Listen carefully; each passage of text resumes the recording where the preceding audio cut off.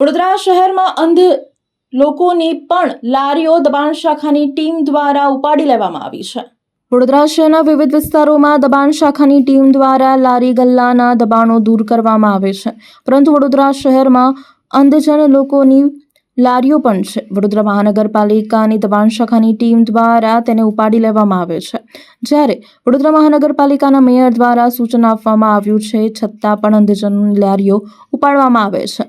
વડોદરા શહેરના વિવિધ વિસ્તારોમાં મોટા બિલ્ડરોના ગેરકાયદેસર દબાણો છે, તે વડોદરા મહાનગરપાલિકાની દબાણ શાખાની ટીમ દ્વારા હટાવવામાં નથી આવતા કે તેમના ઉપર કાર્યવાહી કરવામાં પણ નથી આવતી, પરંતુ જે અંધજનો છે તે રોજે રોજ કમાઈને ખાનારા છે, તેમના ઉપર દબાણ શાખાની ટીમ ત્રાટકતી હોય છે। ત્યારે આજે ડેપ્યુટી કલેક્ટર કચેરી ખાતે આજે તેમને રજૂઆત કરી હતી। અમારી લારી છે ને ગયા સોમવારે કમિશનર સાહેબનું ઝુંબેશ હતું, ત્યાંથી લઈ આવ્યા છે। જૈન મહેલની સામેથી લઈ આવ્યા, એક રિટકો બસ સ્ટેન્ડ છે ફૂલપાડ, ત્યાંથી એક લારી લઈ આવ્યા છે ને એક લારી કારેલીબાગ રિક્ષા સ્ટેન્ડ છે ત્યાંથી લઈ આવ્યા છે। અગાઉ પણ આપણી લારી લઈ ગયા હતા। હા, અગાઉ પણ આપણી લારી લઈ ગયા છે, પણ લારી છોડી આપવા વિના મૂલ્યો છોડે છે।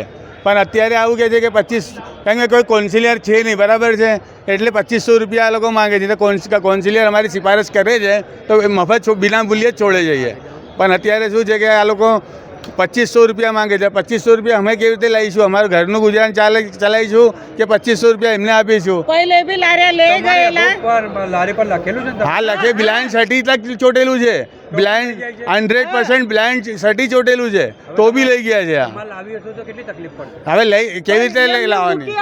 હવે એમને જ મૂકવા આવવું પડશે। તમે આજે કોને રજૂઆત કરવા? અમે ડેપ્યુટી કલેક્ટર સાહેબને મળવા આવ્યા છે। શું કીધું? મળ્યા તમે? ના, નથી મળ્યા હજુ।